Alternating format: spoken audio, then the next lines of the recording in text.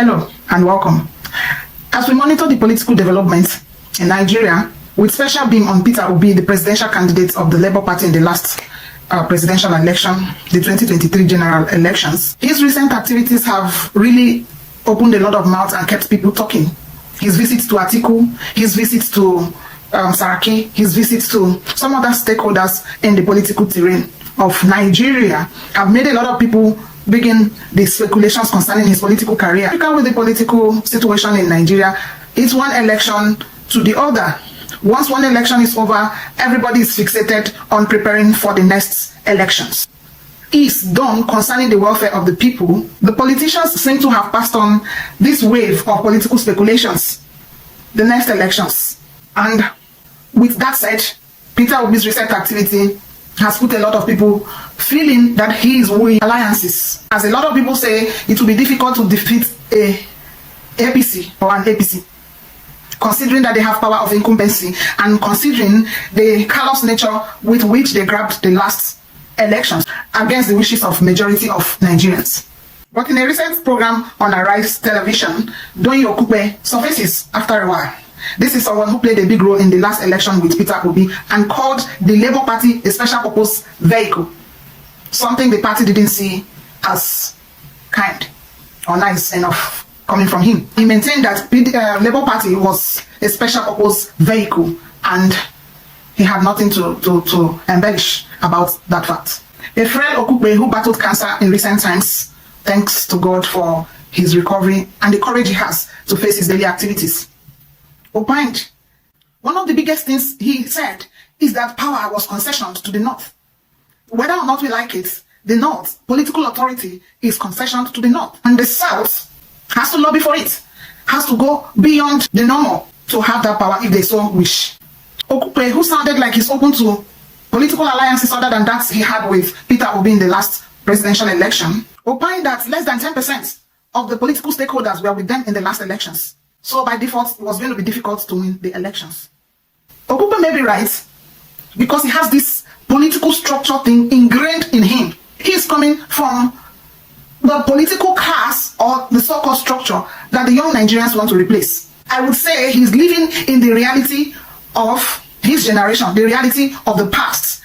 The demography is playing more in the reverse when it comes to political acceptability, political reach, political powers.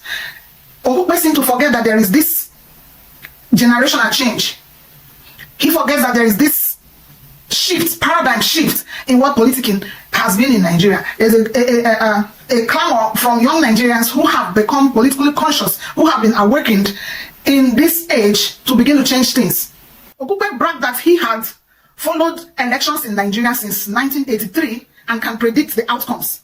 He simply meant that your winning, your victory in the polls will largely depend on who is behind you, who is heaping support on you.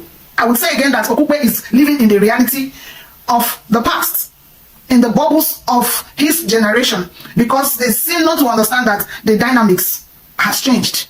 He throws an open challenge to the obedience. When we talk about the obedience, people go to Peter Obi. What comes into mind is Peter Obi. But Peter Obi was just the face of that movement in the last election. The obedient movement are people, young Nigerians, youthful population of Nigerians that want a change in the way things are done. That want to decide who becomes their leader, how they are being governed, and what becomes of their reality. These people rise up to any challenge. And I want to say that Okupe has thrown a challenge to young Nigerians. He still believes that come the next elections, whatever happened in the last one will repeat itself. There's no magic to that in his own opinion.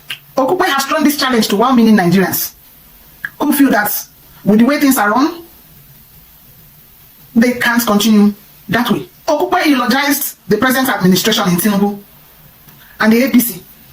He seems to be selling his CV to the APC, like Boala, who is now part and parcel of something he kicked against in that election, abandoning his master Atiku, whom Okupe has said is a drowning man who cannot help himself. Talk more of helping another person. So when it comes to an alliance with an Atiku, it might not hold waters, especially if Atiku is not able to step down for an Obi to lead while he supports.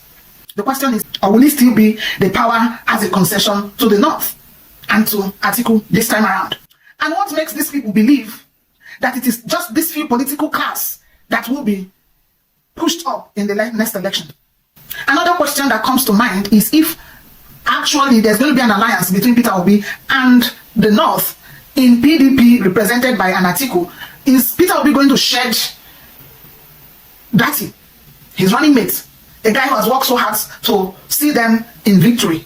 Nigerians love Dati Ahmed. That combo in Peter Obi, I don't know if they are willing to see it dropped in the next election. Okupe took a shed on Wike and the Fubara situation, something that Nigerians cannot reconcile. They don't even understand what the tussle is about. Wike is the principal actor, while Fubara is the supporting actor. The question is, can't Wike just look away from the governance of Rivers State? There are still calls calling for presidential intervention, and as far as I'm concerned, the last presidential intervention was trash. What kind of intervention is the president going to do? The Rivers people have laws that guide the operation of their government, and they should simply follow those laws. Wike is no longer an authority in Rivers State in terms of the present administration. He should allow Fubara take responsibility. You can believe me that with what's the poise of Doyin Okupe, don't be surprised if you see him in the camp of the APC in the coming days.